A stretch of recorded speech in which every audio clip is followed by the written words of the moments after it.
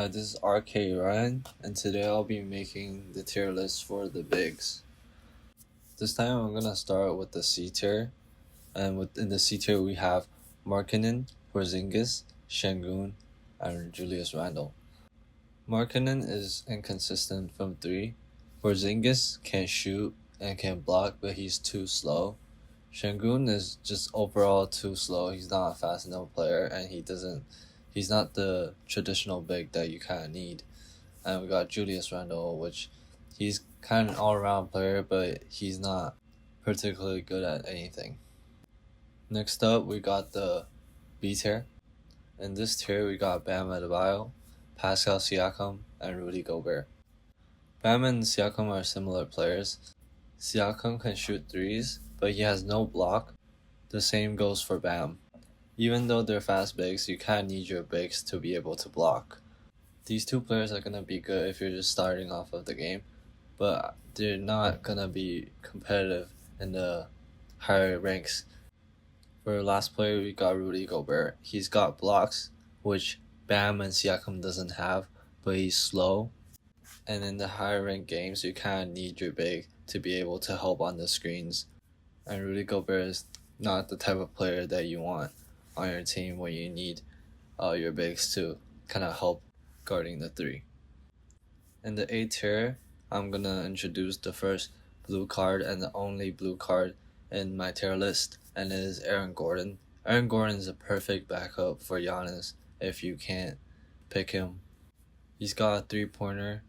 He can space the floor. He's good at catching lobs. Although he's not as fast as Giannis and his defense is not as good, he is a really solid player for his price. Now we've also got Draymond Green. He has good rebounds. He has steals. He has an okay block, and he can kind of space the floor for your guards to operate. He's got really good defense, and he can help getting AD off your guards with his explosives. However, he's kind of limited on offense, as he's only a kind of a shooter. You'll kind of need another big to pair with him and let him play a supporting role on the team. Now we've got Sabonis. He is a rebound beast. He can space the floor for threes. He's got good passing. However, he lacks a bit in defense. So you kind of need to pair him up with the blocker so he can do his own thing and grab boards. Next we got Zion. Zion is a really good dunker. He can catch a lot of lobs. He can strength abuse weaker players. However, he will be very limited going up against AD. I would say he's also a solid choice as a backup for Giannis, so he will just be mainly playing a pick and roll situation. For the last A tier player, we've got Cat. He's a really good 3-point shooter. I don't see many Cat in Season 3. He's got Prince of Pursuit, which gives him an edge when he has a blocking skill that elevates him on defense. With his relatively faster speed, he's going to be able to outrun the slower centers. But to utilize his 3-point shooting, you kind of need another big to grab boards for you in case you miss. And most of the Cats I see now are just a floor spacer. They don't really create much offense for themselves anymore. So because of that, I'm putting him in the A tier. For the A and B tier players, these players are going to be relatively cheaper compared to the broken tier and the S tier. And these players are going to be good if you're looking for a backup in case that your players get picked and you couldn't pick them.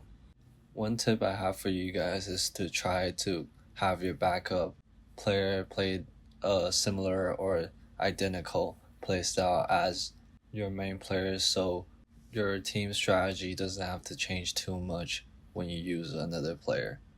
Now going to the S rank, these players are going to be more expensive, but they're going to be worth the money.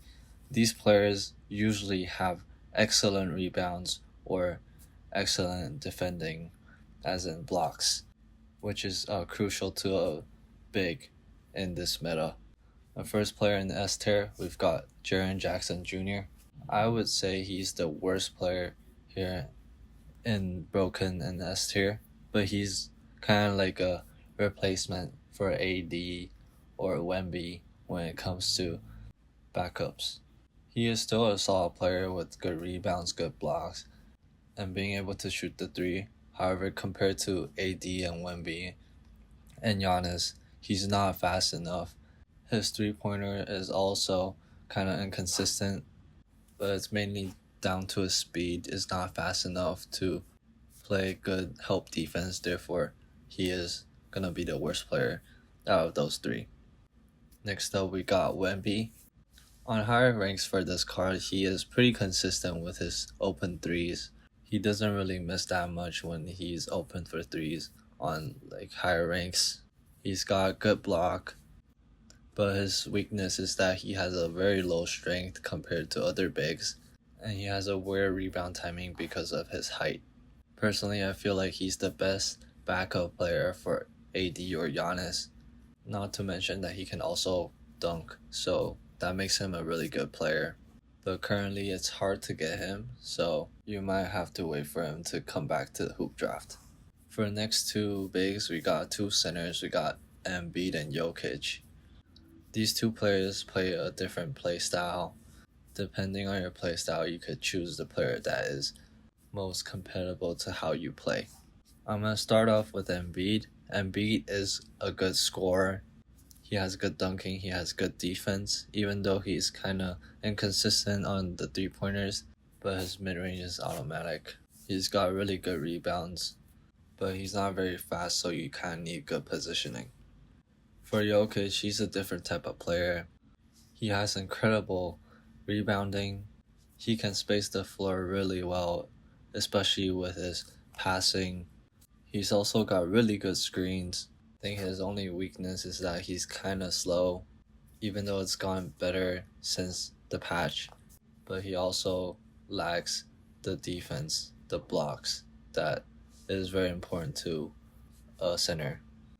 To play him, you kind of need to go all out on offense. It would be better if you have a blocker on your team as well. But yeah, if you can manage to grab the boards and space out and play good offense, you should be fine playing Jokic. So depending on how you play, Jokic and Embiid will have different functions on the court. Now we've got the broken tier. I think we already know who's gonna be here. So in the broken tier, we've got AD and Giannis. I'm gonna talk about Giannis first. Of course, Giannis, the infamous dunk spam god. He's got the Euro step. He's got his crazy lobs. He is one of the fastest players in the game, and he's got really good blocks. He's also got really good rebounds. So if you want to, you can kind of even play him as a mini AD. His only downside is that he can't really shoot, so sometimes it kind of changes how the team has to play. And then we've got AD. AD has the mid-range shots. He has extremely good blocks, both on dunks and layups, and also perimeter shots. He is pretty fast for a big, and when he's on his exclusive dominance, he's gonna be crazy on help defense. In the current meta, I feel like you either need an AD or a Giannis on your team to be competitive. Of course, there's gonna be skills that has to be taken into account, but getting AD or Giannis or even both on your team is gonna be a huge advantage in winning these ranked games. Yeah, so that concludes my tier list for this video. I'm still planning on dropping some gameplay videos of certain players that I'm working on, but feel free to ask me questions down in the comments so I could answer you in the comments or make a video about it if enough people are interested in that topic. So feel free to ask me any questions down in the comments. Additionally, I will be attending a focus group from the developers this week. So if you guys have any questions or suggestions, I will be able to talk to the devs and perhaps shed some light in what's gonna happen next and how the devs are trying to improve this game to a better state. Thank you for watching a video. Please subscribe because my YouTube channel is pretty sad right now. So if you could do that, I'll really appreciate it. Until next time, peace.